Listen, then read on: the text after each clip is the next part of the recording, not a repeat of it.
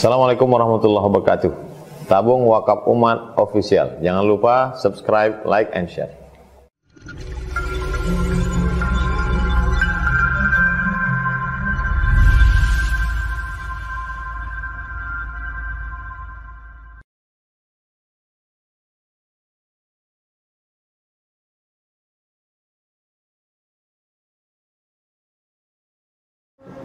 Tadi yang apa tadi? Yang Buya Cito sama Ustaz Sukri tadi. Ihdinas siratal mustaqim. Ihdinas siratal mustaqim. Artikan tunjuki kami jalan yang lurus. Siratal ladzina an'amta 'alaihim, yaitu jalan yang orang-orang Engkau beri nikmat atas mereka. Kalau tafsir Jalalain kita tengokkan an'amta itu kan nabiyyin wasiddiqin.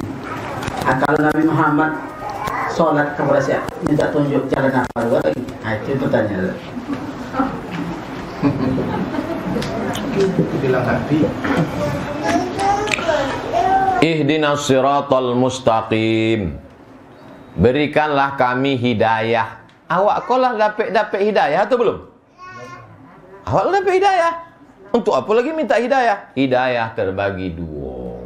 Hidayah yang pertama, hidayah dari luar Islam ke dalam Islam. Itulah doa Nabi, Allahumma hdi qaumi fa innahum la ya'lamun. Berikanlah kaumku itu hidayah. Kalau ada tetangga awak nanda Islam, itu doa, berikanlah hidayah. Hidayah pertama adalah hidayah dari luar Islam masuk ke dalam Islam.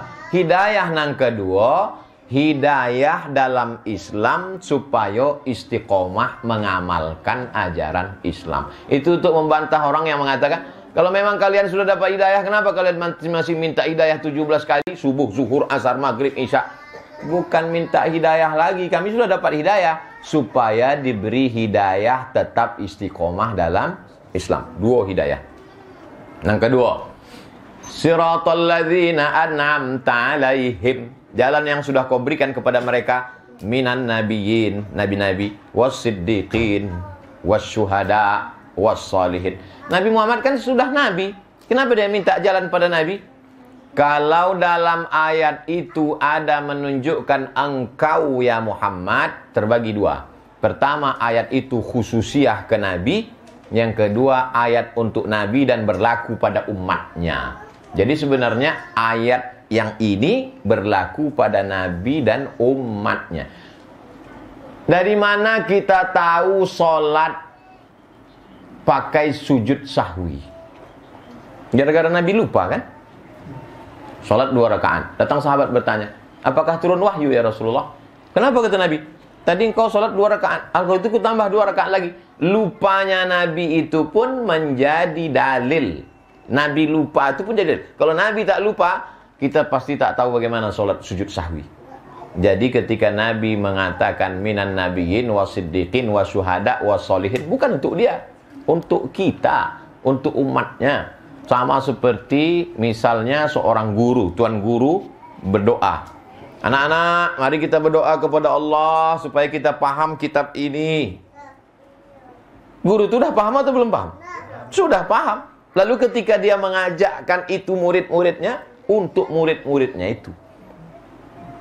Begitulah Nabi Muhammad SAW. Jadi bukan untuk dia. Ihdinas siratal mustaqim siratal ladzina an'amta 'alaihim. Berikanlah kami jalan. An'amta 'alaihim minan nabiyyin, yang sudah kau berikan kepada nabi. Sebelum, ya Rasulullah, kapan engkau jadi nabi? Kata sahabat bertanya. Kata Nabi Muhammad, aku jadi nabi sebelum Adam waktu itu masih tanah, turab. Adam masih tanah, aku sudah jadi nabi. Bayangkan itu. Lebih dulu Nabi Muhammad SAW lagi daripada Nabi Adam. Nabi Muhammad SAW dalam bentuk zahir, tapi dalam bentuk batin, maka gara-gara Nabi Muhammad itulah alam semesta ini wujud. Kalau bukan karena Nabi Muhammad, tak ada Nabi Adam. Makanya ketika Nabi Adam berdoa, Rabbana zalamna anfusana wa illam taghfir lana wa tarhamna lanakunanna minal khasirin. Ditambahnya di ujung, Allahumma inni atawassalu ilaika bijahi Muhammad. Aku minta ampun kepada engkau ya Allah berkat kemuliaan Muhammad. Nabi Adam berdoa kepada Allah meminta ampun dengan menyebut nama Muhammad SAW. Lalu dia pula berdoa minta jalan kepada jalan Nabi-Nabi. Tidak. Dia mengajarkan umatnya, beginilah cara kalian kalau mau berdoa kepada Allah Subhanahu wa Ta'ala. Wallahu a'lam bishawab. Kau dari apa? Yang pemerintah. Ada beberapa pertanyaan, Ustaz. Yang pertama berkaitan masalah tarikat. Di kalangan tarikat itu biasanya ada mengadakan semacam ratib toga. Ratib toga, dan kalau kita tengok di sebagian YouTube memang ada juga yang ratib toga, tapi kayak sabu-sabu gitu kan. Tapi kalau ratib toga di tarikat Nasabandiyah itu kita tengok memang dia ada goyang-goyang tapi masih teratur gitu kan, dalam batasan gitu. Jadi yang pertanyaannya kira-kira bagaimana ratib toga ini menurut, itu yang pertama. Kemudian juga di kalangan tarikat ini ada juga khalifah-khalifah itu biasanya yang menyemah kalau bahasa kampungnya. Mungkin di situ ada katakanlah setan ganggu, lalu dipotong kambing kepalanya ditanamkan di situ. Dan ini di kalangan orang tarikat gitu. Tarikat. Ini saya pernah jumpai dan saya tanyakan, katanya di situ ada makhluk-makhluk yang tidak bisa terlihat, yang hanya orang-orang tertentu yang bisa melihatnya, dan dia orang-orang tarikat. Itu yang kedua. Nah, kemudian satu lagi, Ustaz, mohon maaf teman-teman, jauh dari Robi, 3 pertanyaan. Ini masalah warisan, Ustaz. Ada kemarin pertanyaan disampaikan dengan saya, mungkin ada sedikit kemarin yang ada beda. Ada seorang yang buta, dia tidak punya istri, terus tidak punya anak, dan dia punya harta sekitar 50 juta. Jadi harta ini dititipkan dengan saudaranya untuk dipegang. Lalu dia meninggal dunia. Ketika dia meninggal dunia, dia tidak punya anak, tidak punya istri, tapi dia punya saudara seibu 3 orang. Saudara seayah tidak ada, tapi ada keponakannya dari saudara seayah. Nah, yang dipertanyakan oleh jemaah itu bagaimana pembagian harta warisan ini. Kemudian apakah dari harta yang dititipkan dengan dia ini bisa diberikan kepada keponakannya ini, karena selama hidupnya keponakan inilah yang menjaganya. Nah, inilah yang pertanyaannya. Terima kasih. Inna fi khalqis samawati wal ardi wa ikhtilafil laili wan nahari la ayatil li ulil albab. Siapa ulul albab itu? Alladzina yadhkuruna Allaha. Itu zikir toga. Selama ini awak zikir duduk. Alladzina yadhkuruna Allaha qiyaman. Setelah itu baru wa qu'udan. Setelah itu baru wa ala junubihim. Kenapa 3 ini? Karena memang sifat manusia 3. Toga, duduk, berbaring. Jongkok masuk mana? Duduk. Toga, duduk, berbaring. Tapi ada yang memahami 3. Ingatlah Allah ketika sedang toga, waktu masih aktif di kantor.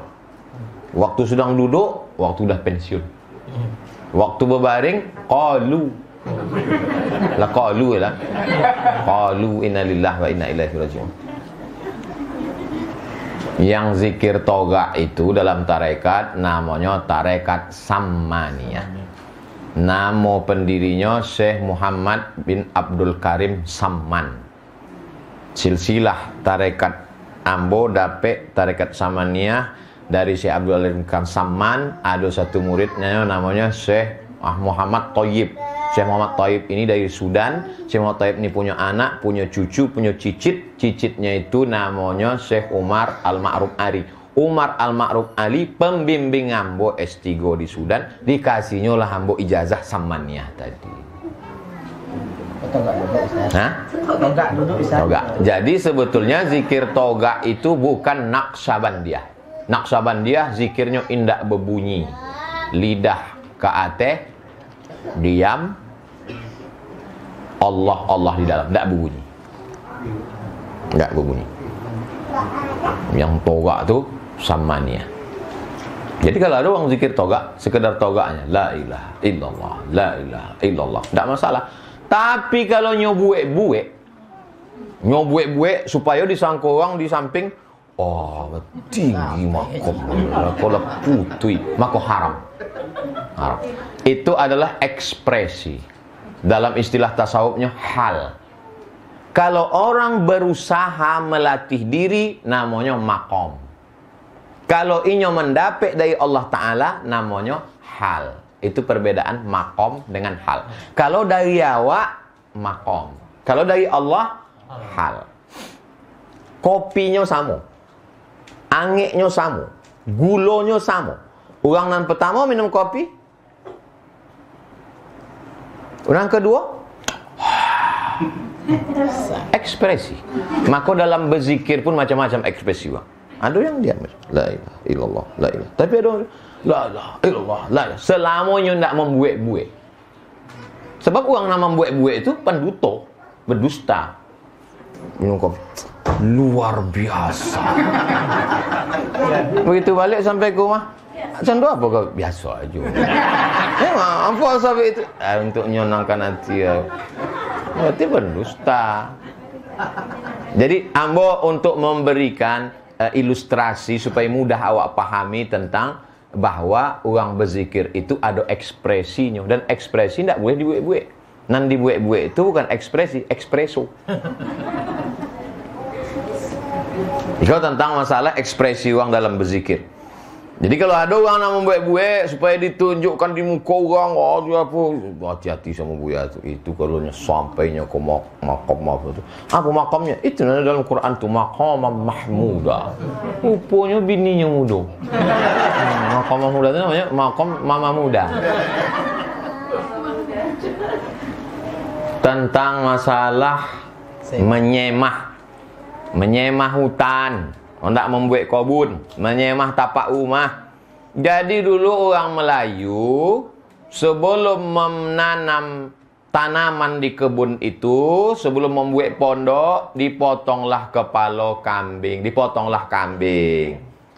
disemah hutan tadi, supaya jangan penunggu-penunggu jembalang tanah itu mengganggu. Dimasukkanlah kepala kambing tadi ke dalam lubang. Datanglah mufti kerajaan Siak Sri Indrapura, bertanya kepada orang Melayu, apa yang masuk ke lubang kau? Kepala kambing, Tok Guru. Oh, jangan, kata Tok Guru. Tapi kalau tidak awak masuk ke kepala kambing, kau hantu-hantu ku mengganggu awak. Nan masuk ke dalam lubang tu darah kambing. Maka dipotonglah darah kambing masuk ke lubang, betul tutup. Kepalanya Tok Guru, antakumah. Itulah asal muasal setiap acara ustadz pasti dikasih kepala kambing. Itu asal muasalnya. Itu asal cita itu dari pengislaman negeri Melayu. Jadi ulama yang datang dulu ke Sikon tidak pakai garang lalu mengatakan kullu bid'atin dhalalah wa kullu dhalalah, mati tidak sampai Islam gini. Jadi mereka itu dengan cara yang lembut, dengan cara yang santun, akhirnya berhasil mengislamkan negeri Melayu.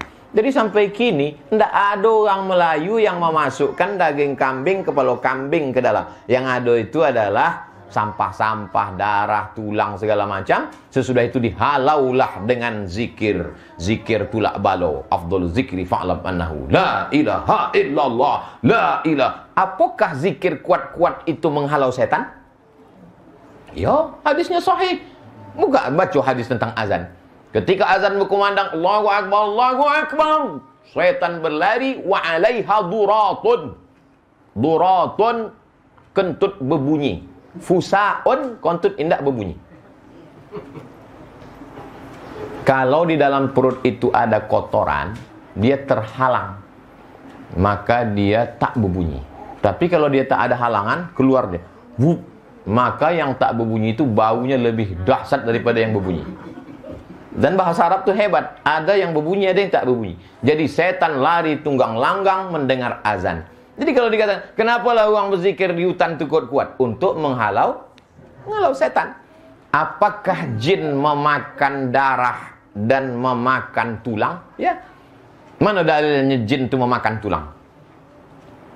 Ketika sahabat Nabi istinja pakai tulang unta, kata Nabi, la tastanju, jangan kalian istinja pakai tulang unta. Kenapa? Innahu ta'amu ikhwanikum, karena tulang unta dan tulang kambing itu adalah ta'amu ikhwanikum, makanan saudara kamu. Itu maka banyak jin mengamuk gini. Habis tulang, sop tulang. Tulang. Tertulislah di dinding rumah makan. Tulang lunak. Menetes air mata kucing. Tak ada tu sisa dah awak lagi. Banyak jin-jin mengamuk dek tulang ku habis. Jadi apa yang dilakukan tuan-tuan khalifah itu adalah tidak mubazir, membaca doa. Jadi kalau ustaz diajak orang menyemah membaca doa, baca doa. Untuk menghalau hantu, menghalau jin jembalang tanah dan lain sebagainya. Daripadanya pakai dukun. Yang ketiga tadi berbolik-bolik ceritanya juga. Ulang balik. Dek jauh. Seorang meninggal dunia, tidak punya istri, tidak punya anak. Kau menyindir kau ya? Tapi dia punya harta sekitar 50 juta. Harta ini dititipkan dengan saudaranya. Ada saudara kandungnya? Saudara seayah ada 3 orang tapi sudah meninggal. Jadi? Saudara seibu ada 3 orang. Ya dia betul dia tak punya istri, tak punya anak. Tak punya saudara kandung, cuma seayah 3 orang sudah meninggal. Saudara seibu 3 orang masih hidup, perempuan. Nah, tapi dia dipelihara oleh keponakannya dari saudara kandung. Saudara kandung dari pihak? Dari ayah. Dari pihak ayah dia. Seayah maksudnya. Itulah ahli waris. Yang keponakan itu. Hah? Keponakan dia tuh. Keponakannya. Jadi pertanyaan dari jemaah itu, bagaimana pembagian harta warisan itu? Kemudian bolehkah dikasihkan harta itu kepada keponakannya itu? Kalau amba pengalaman tentang warisan, kau tidak selesai dek ceramah. Jadi di kantor pengadilan kabupaten, kota, itu ada formulir namanya formulir pembagian harta warisan. Ditulislah di situ yang meninggal siapa, ahli warisnya siapa. Tulis saja sodo nama ahli waris, kalau meninggal buat dalam kurung meninggal tahun sekian. Beko orang pengadilan membagi persentase. Iko ndak dapat de ado anak perempuan dari cucu ndak dapat karena ada anak laki-laki yang diwaris. Nanti ditetapkan uang itu. Karena ini tak punya istri, tak punya anak, tak punya saudara, maka jatuhlah kepada anak saudara dari pihak laki-laki pendapatannya sekian. Ditetapkan oleh pengadilan agama kabupaten kota, itulah yang dijadikan dasar untuk pembagian. Sebab kalau kata ceramah Ustaz pulang, itu udah berapa kali banyak kasus di Pekanbaru. Kalau dibuat, ini menurut Ustaz Fulan, ada je Ustaz kami gitu. Iko Ustaz Somad kok. Ustaz Somad itu Ustaz Zahir, ulun putui gajinya lah ya. Jadi yang bisa memutuskan itu memang ulil amri. Ulil amri awak. Dulu ulil amri awak itu Sultan Syarif Kasim. Karena Sultan Syarif Kasim kurang paham agama, untuk urusan agama dipahami oleh mufti. Setelah awak bergabung ke Negara Kesatuan Republik Indonesia, tidak ada oleh mufti. Maka kerajaan-kerajaan yang punya mufti meminta, maka dibuatlah satu kementerian namanya Kementerian Agama. Tapi Menteri Agama di Jakarta tidak sampai ke bawah. Dari Menteri Agama turun kuasa itu ke Kanwil, dari Kanwil ke kabupaten kota, turun ke bawah. Maka puncuk tertinggi di kecamatan adalah KUA. KUA itulah menjadi dalil bisanya menikahkan perempuan yang tak punya wali. Fasultanu waliyun man la waliya laha. Itu dalilnya. Maka tidak ada KUA perempuan. Kenapa tidak ada KUA perempuan? Karena perempuan tak bisa menikahkan. Itu mesti tahu kronologis sejarah itu. Kenapa ada Kementerian Agama? Itu untuk menutupi pasal Pancasila, sila pertama, ketuhanan yang Maha Esa dengan kewajiban umat Islam menjalankan syariatnya. Ketika dibuang 7 kata itu, disingkat dengan ketuhanan yang Maha Esa, tapi pelaksanaan syariat Islam tetap bisa terlaksana melalui Kementerian Agama. Wallahu a'lam. Lain. Ibu. Ada ibu satu, tak satu aja ibu. Ada. Ibu. Ibu satu aja ada. Sampai.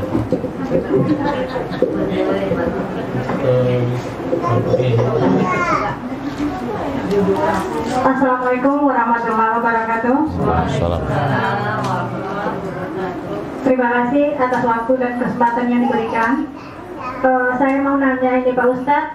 Saya mau nanya tentang masalah zakat ini Pak Ustadz. Umpama kita punya uang senilai 100 juta rupiah ada di dalam tabungan dan masa kepemilikannya Nisab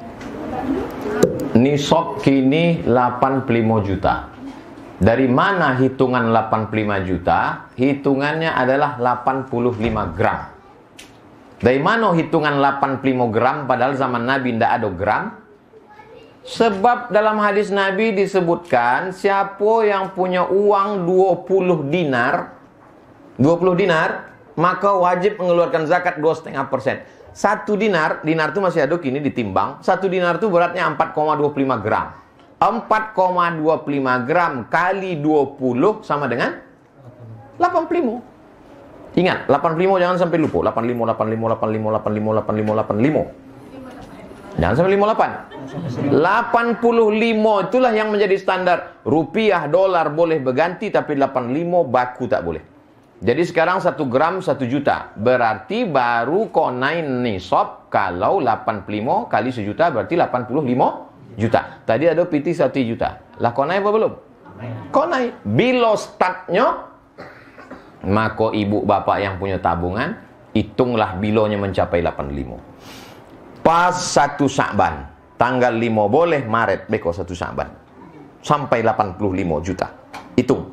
85 juta. Berarti baru wajib mengeluarkan zakat simpanan di bank iko 1 Sya'ban tahun 1 ompek 3. Sesudah setahun 1 juta, maka keluarkanlah zakatnya 2,5%, maka zakatnya 2,5 juta. Habis, selesai.